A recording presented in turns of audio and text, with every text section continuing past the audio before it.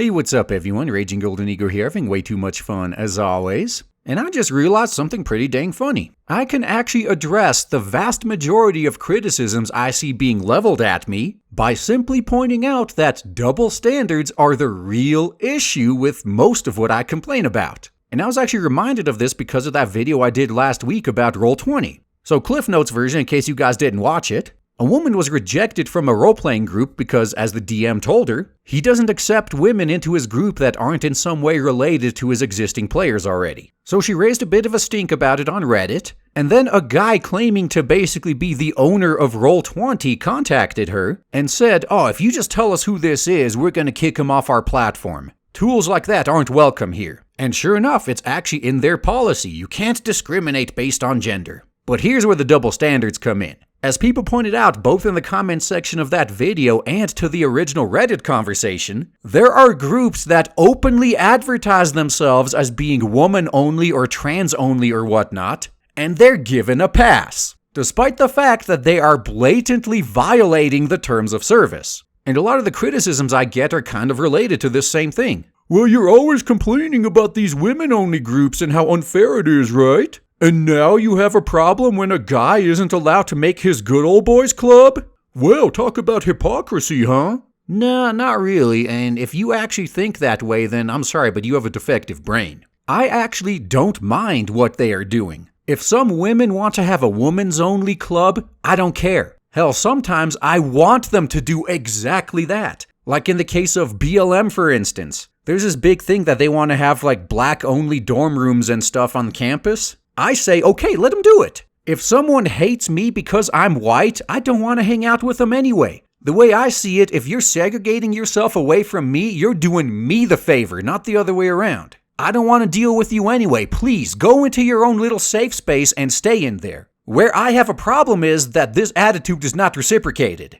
These people can have their own safe space where I can't go in there and bug them, yet they're allowed to come into mine and bug me all the damn time. That is what I have the problem with. What I hate is that we are not given the same courtesy. We are not playing by the same set of rules. What I hate is that they're trying to have it both ways. They can discriminate all they want, but we can't. And I'm just saying, no, this is what the problem is. If you can exclude me, then you have no right to bitch when I then exclude you back. And if I am not allowed to exclude you, then you sure as hell aren't going to be allowed to exclude me either. And it's even more infuriating when, like in the Roll20 situation, it is clearly in the rules you cannot discriminate based on gender. And yet, women-only groups have gotten a pass from the very start. And funny enough, this actually goes back to my previous video when I was talking about lying. This is exactly what these guys are doing when they implement rules like this. They legally can't discriminate against men because then we'd have a criminal case against them, not just a civil one. So they make their rules gender neutral and then just selectively enforce them in a very sexist way. That's how all these people do it. It's a whole lot harder to bring any sort of legal case against them because on the books,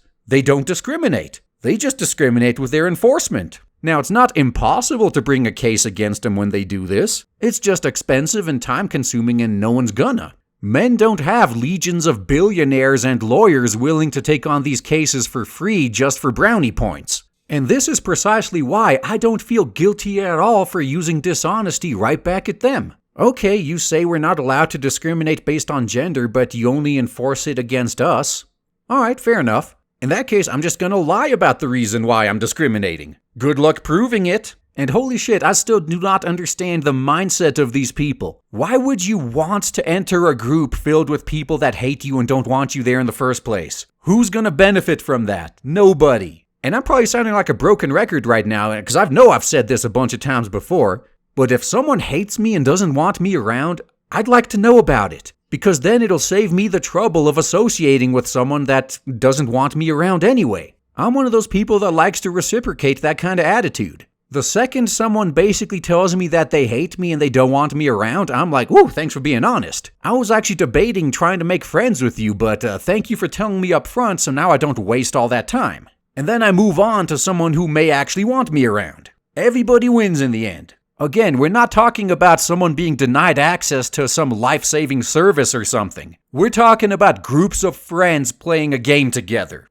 And before I sign off, this is actually the perfect time to point out that this type of issue I've been having since I started making videos like 4 years ago, funny enough. In the so-called manosphere, there's been this saying for ages now that women are human beings and men are human doings. And what that basically means is that, in general, women are just accepted as the people they are, whereas men are constantly being judged by the utility that they provide. And I've had people all these years trying to rip into me for my views on this whole situation, because they keep pointing out, like, oh, you complain about this whole human beings, human doings thing, and then you clearly look at women from the perspective of what they can provide you. Hypocrite much? No, not at all. Because I actually don't have a problem with people looking at someone else through the lens of what they can provide for them. That's just a smart business decision, actually. My problem is, and always has been, the double standard. It's okay to do it to one group, but not to another. For what it's worth, I could live with it either way. Either let everyone segregate themselves off, or don't let anyone do it. Consider everybody people or everybody utilities. I can adapt to either one of these situations. The problem I have is they're trying to force both of them at once on us.